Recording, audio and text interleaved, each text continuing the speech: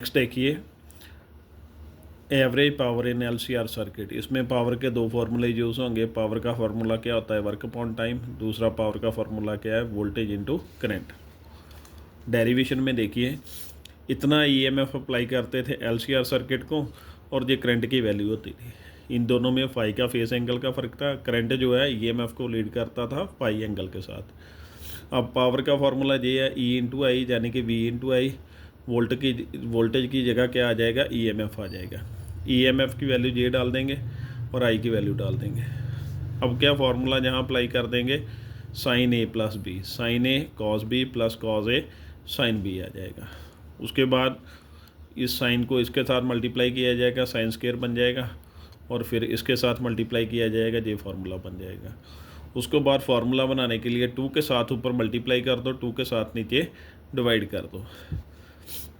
Divide करने के बाद ये फार्मूला ऊपर वाला कौन सा बन जाएगा, साइन 2 थीटा का फार्मूला बन जाएगा, 2 sine theta cos theta. Theta की जगह क्या है, ओमेगा टी। हम average power over 1 complete cycle, तो उसका फार्मूला इसने ये लिख दिया, पावर इनटू टाइम वर्क हो गया, क्योंकि वर्क का फार्मूला भी यहाँ से निकाल लेंगे, work equal to power into time. ये वर्क का फार्मूला हो गया ऊपर वाला, नीचे क्या आ गया, टाइम आ गया। इंस्टेंटेनियस पावर जिसने ये लेट की, इसकी वैल्यू जो डाल देंगे पूरी की पूरी, ई नॉट आई नॉट बाहर लिख लिया। अब डी टी को इसके साथ मल्टीप्लाई कर लो और इसके साथ मल्टीप्लाई कर दो, ये बन जाएगा। जिसके साथ डी लगा होगा उसी की इंटीग्रेशन होगी, sine square omega T D T, और ये अंदर रह जाएगा, टी वाले अंदर रह जाएंगे, बाकी बाहर। इसकी सीधी इंटीग्रेशन याद रख लो, 0 टू टी लिमिट्स हो साइन स्क्वायर ओमेगा टी या थीटा बोल दो, तो क्या होगी, t/2 लिमिट्स आ जाएंगे इसकी, और इसकी वैल्यू 0 याद रख लो। 0 टू टी होगा, साइन 2 थीटा होगा या साइन थीटा होगा, तो इंटीग्रेशन की वैल्यू क्या आ जाएगी, 0 आ जाएगी। इसकी t/2 डाल देंगे वैल्यू, इसकी वैल्यू क्या डाल देंगे, 0 डाल देंगे, और ये फार्मूला हमारे पास बन जाएगा। ये t/2 फर्स्ट पार्ट के आ गई प्लस 0 आ गया। अब इन दोनों को 0 हट जाएगा, इसको मल्टीप्लाई कर दो, दोनों को मल्टीप्लाई कर दिया आपस में, टी के साथ टी क्या हो जाएगा, कैंसल।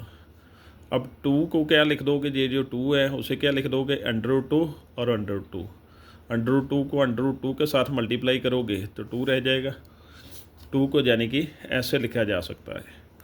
और ये फर्स्ट टॉपिक में आपको बताया गया था E0/√2 किसकी वैल्यू थी, root mean square value of EMF, और ये root mean square value of alternating current बन जाएगी। ये वैल्यू दोनों की यहाँ पे डाल दोगे, root mean square value of EMF का फार्मूला है ये, और ये इसका है root mean square value of alternating current.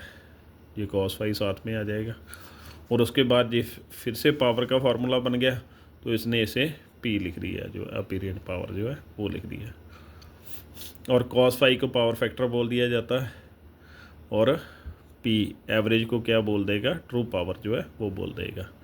ये पावर आ गई LCR सर्किट की। ये था आज का टॉपिक। Thank you.